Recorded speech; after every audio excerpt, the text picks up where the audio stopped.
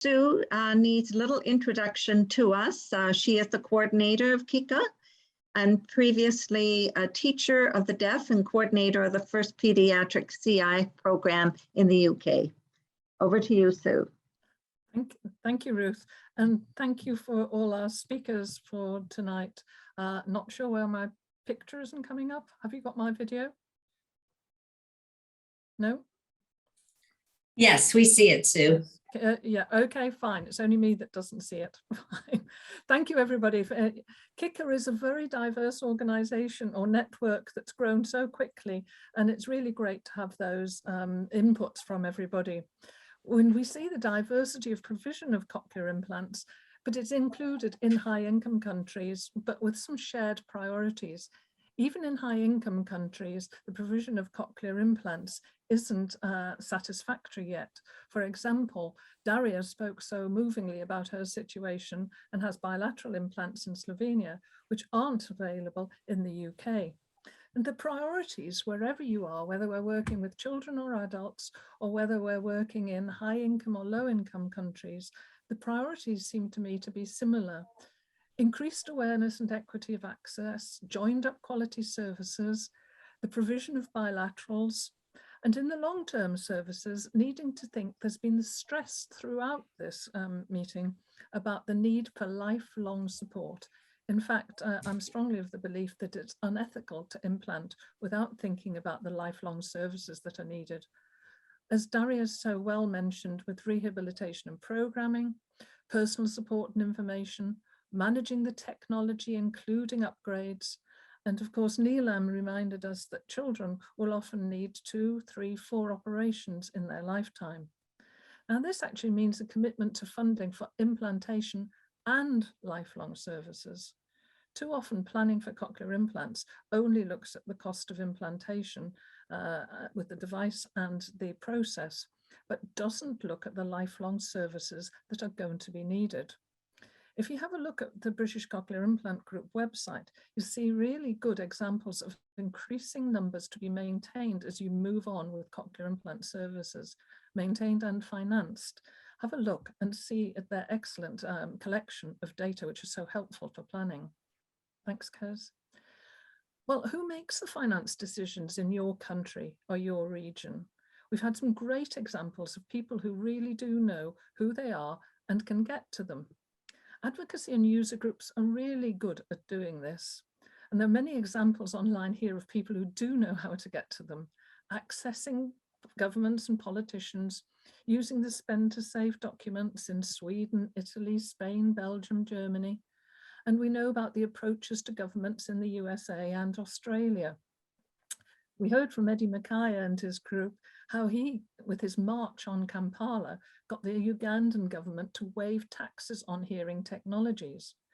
When we're talking about the cost of implants, maybe we should be also talking about how we drive down the cost of implants. And Eddie's idea is a great one.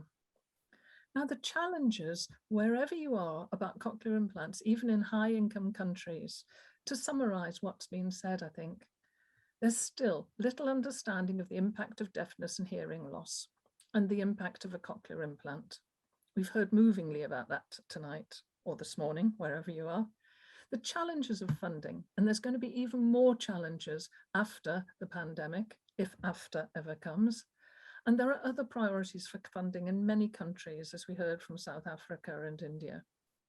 And I'd suggest that the published evidence that's produced is not easy to understand for decision makers who want some evidence. I was at one meeting with some funders when an audiologist was discussing the research, the expensive research, I would say, that she'd been doing. And the funder said, I have absolutely no idea what she's talking about. So that research was not going to influence his funding decision because he didn't know what it meant. So we need to make our information accessible, and there's not enough real-life evidence of benefit or of what works. The long-term need for services isn't understood or funded, and the perception that cochlear implants is expensive and even more expensive if you look at long-term provision. Therefore, we need to make our message clear that cochlear implants, which may be expensive in real terms, but is both cost effective in the long term and changes lives. And we do have tools for change. We do have resources to help us to make our arguments. One of the greatest resources that we have is the World Report on Hearing, out recently this year, which is a fund of evidence about how we can develop ear and hearing care with cochlear implants as part of it globally across the life course. The Spend to Save documents are in 17 languages from KICA website or the European Cochlear Implant Users. We have summaries of the evidence from the World Hearing Report about cochlear implants, and the summaries of the evidence are available from our website. And of course, we have the global standards of care, which were produced a year ago.